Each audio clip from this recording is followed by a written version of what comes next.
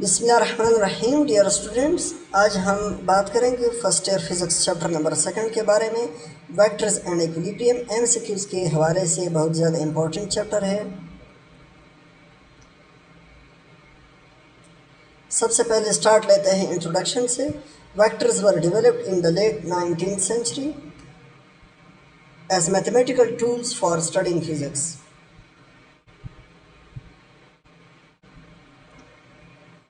Vectors को pilot use करते हैं और इसके अलावा जो इंजीनियर्स ब्रिजेस बनाते हैं इसमें भी वेक्टर्स का इस्तेमाल होता है। ठीक है,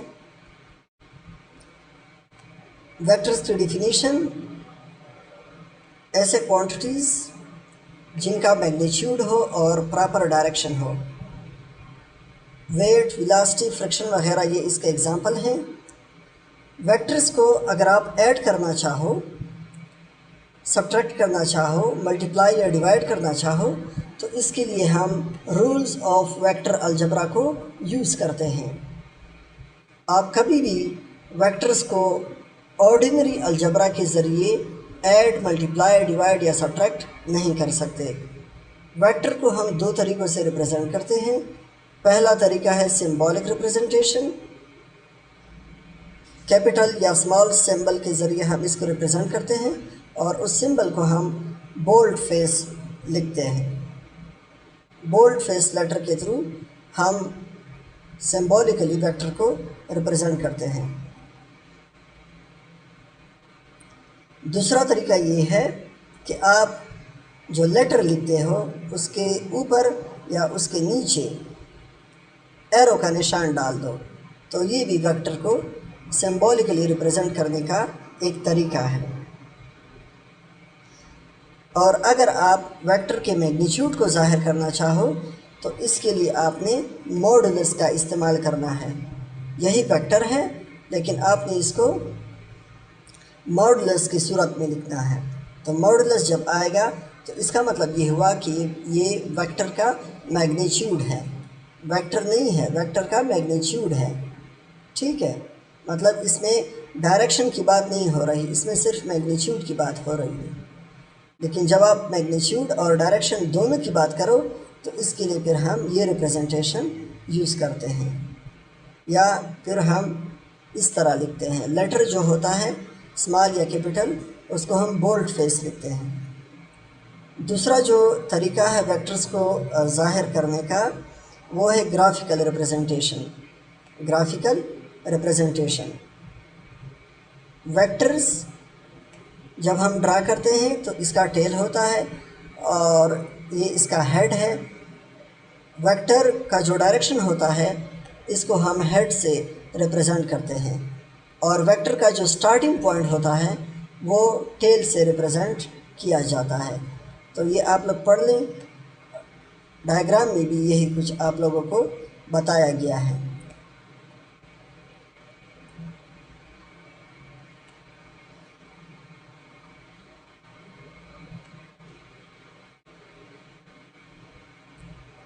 ये फ्यू लाइंस हैं, इनको भी आप लोग देख लें। Geometric vectors are those that are considered without reference to coordinate axis. The ability to use vectors in applications usually requires us to place them on a coordinate plane. These are referred to as algebraic vectors. Geometric vectors are those vectors that are considered without reference to coordinate axis. Geometric vectors वो vectors हैं जिनको हम coordinate axis के साथ link नहीं करते, उनका coordinate axis के साथ कोई रेफरेंस, कोई ताल्लुक़ वगैरह नहीं होता। The ability to use vectors in applications usually requires us to place them on coordinate plane. They are referred to as algebraic vectors. जबकि algebraic vectors geometric के अपोजिट हैं। algebraic vectors वो vectors होते हैं जिनको हम coordinate plane या coordinate axis के साथ लिंक करते हैं। ठीक है, जिस तरह ये कोऑर्डिनेट कार्टेशियन कोऑर्डिनेट सिस्टम है, इसमें ये एक्स एक्सिस है, ये वाई एक्सिस है, इस तरह एक जेड एक्सिस भी होता है। ठीक है, तो आप जब कोऑर्डिनेट प्लेन की बात करो, आप जब कोऑर्डिनेट एक्सिस की बात करोगे और वेक्टर को रिप्रेजेंट करोगे तो ये हमारे पास अलजेब्रिक वेक्टर्स होते हैं। लेकिन जब आप without reference to coordinate axis बात करोगे तो ये ज्योमेट्रिक वेक्टर्स कहलाएंगे। Mathematicians started using coordinates to analyze physical situations in about 14th century। और ये जो अलजेब्रिक वेक्टर्स का कंसेप्ट है कि आप वेक्टर्स को कोऑर्डिनेट एक्सिस या कोऑर्डिनेट प्लेन के साथ लिंक कर देते हो, ये कंसेप्ट 14th सेंचुरी में आया है। और इसके पीछे एक फ्रेंच मैथमेटिशियन रेने डिस्कार्टस का बहुत बड़ा हाथ है। ठीक है, अब हम कार्टेशियन कोऑर्डिनेट सिस्टम की बात करते हैं। इसको हम नंबर प्लेन भी बोलते हैं। कार्टेशियन कोऑर्डिनेट सिस्टम का दूसरा नाम है नंबर प्लेन। इसमें एक हॉरिजॉन्टल लाइन होता है, उसको हम एक्स एक्सिस बोलते हैं। एक वर्टिकल लाइन होता है,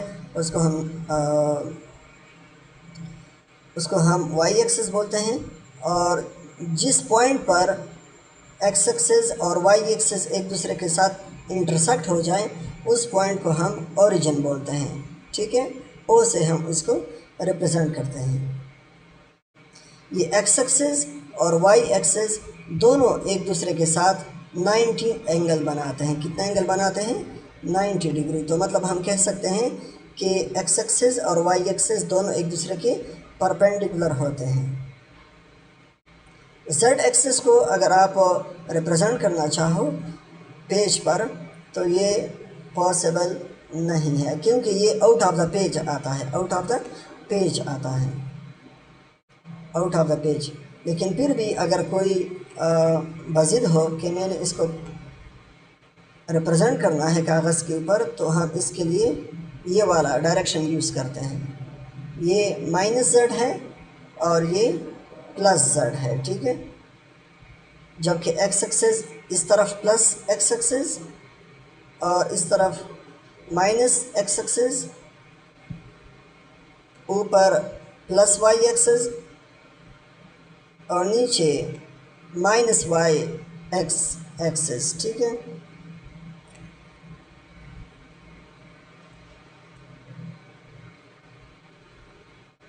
The most commonly used method to represent a vector is with Cartesian coordinates।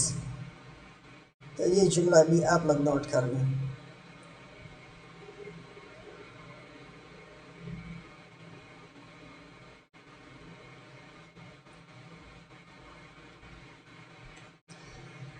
जब हम प्लेन की बात करते हैं तो हमारे पास दो एक्सिस होते हैं, एक एक्स एक्सिस और दूसरा वाई एक्सिस। लेकिन जब हम स्पेस की बात करें तो हमारे पास 3 वेक्टर होते हैं। रेडियन के केस में आप लोगों ने देखा था, रेडियन को हमने नाम दिया था प्लेन एंगल। क्यों? क्योंकि वो 2D था, वो 2 डायमेंशन में काम कर रहा था। लेकिन जब हम स्टेरेडियन को पढ़ रहे थे तो स्टेरेडियन में हमने कहा था कि ये सॉलिड एंगल है, ये 3 डायमेंशनल एंगल है, उसको हमने 3D एंगल का नाम दिया था, क्योंकि वो एक्स एक्सिस, वाई एक्सिस और जेड एक्सिस तीनों एक्सिस को इस्तेमाल कर रहा था। तो जब बात आएगी स्पेस की तो फिर हम 3 एक्सिस यूज़ करेंगे, एक्स एक्सिस, वाई एक्सिस और जेड एक्सिस। एक्स एक्सिस के साथ जो एंगल बनता है उसको हम अल्फ़ा से रिप्रेजेंट करेंगे। वाई एक्सिस के साथ जो एंगल बनता है उसको हम बीटा से रिप्रेजेंट करेंगे। और जेड एक्सिस के साथ जो एंगल बनता है उसको हम गेमा से रिप्रेजेंट करेंगे। ठीक है, तो ये भी सिंपल पॉइंट्स हैं, इनको भी नोट कर लें।